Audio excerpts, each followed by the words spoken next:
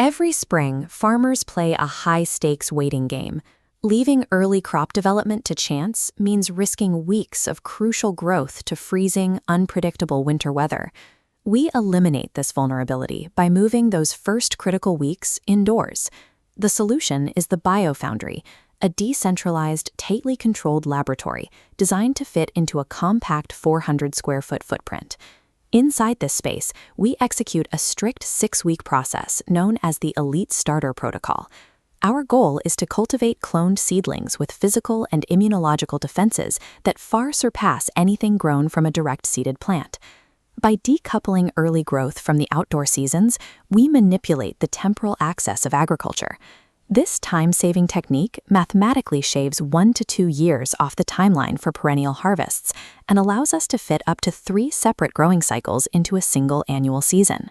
This diagram breaks down our target feedstock options into 3 distinct agricultural categories: high-value perennials, specialty annuals, and supercover crops.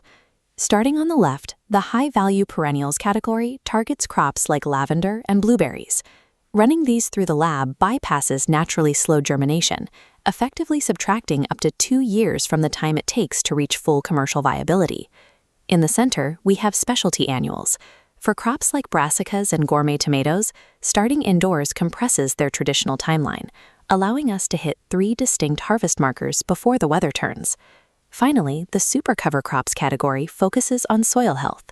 Direct plugging an elite starter of hairy vetch into the field guarantees rapid, deep nitrogen fixation from the exact moment the roots touch the soil.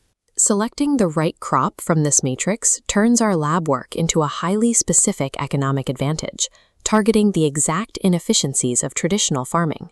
Step 1 of the protocol covers weeks 1 through 3. We begin by taking tiny samples of target plant tissue and placing them directly onto murashige and skug, or MS, nutrient medium. The MS medium acts as an artificial support system. It delivers a dense concentration of macronutrients and energy directly to the cells, forcing rapid and uninterrupted cellular multiplication without the plant ever needing a functioning root system to feed itself. Because this medium is packed with ready-to-use carbon, it's a perfect food source for invasive bacteria. Total lab sterility is an absolute requirement to prevent contamination from consuming your cultures. By providing perfect nutrition in a sterile environment, we completely bypass the natural attrition rates of early plant development, resulting in stress-free, aggressive growth. By week 4, we have perfectly grown but highly vulnerable plant tissue. Now we have to build their immune systems. We do this by applying biological inoculants, specifically arbuscular mycorrhizal fungi, or AMF, alongside bacillus bacteria. We can see the effects of this inoculation clearly in this side-by-side comparison. While a traditional seed develops a sparse taproot, our primed clone on the right explodes into a hyperdense, complex root network. This biological priming establishes an impenetrable defense network. The plant is fully armored against soil pathogens long before it ever faces the outdoors. For weeks 5 and 6, we remove the clones from their comfortable environment and deliberately subject them to simulated hardship. First, we turn on intense UVB lighting. This shocks the delicate tissue, simulating the harsh radiation of direct outdoor sunlight. Next, we add powerful oscillating fans. The mechanical stress of fighting against this constant heavy wind forces the plants to physically adapt to environmental pressure. You will see the biological reaction within days. The green stems will visibly thicken, and the leaves will become rigid, taking on a noticeably darker color. Do not skip this step. Taking a fragile indoor clone directly to the field guarantees massive transplant shock and inevitable crop death. This controlled trauma forces a vital architectural change at the cellular level.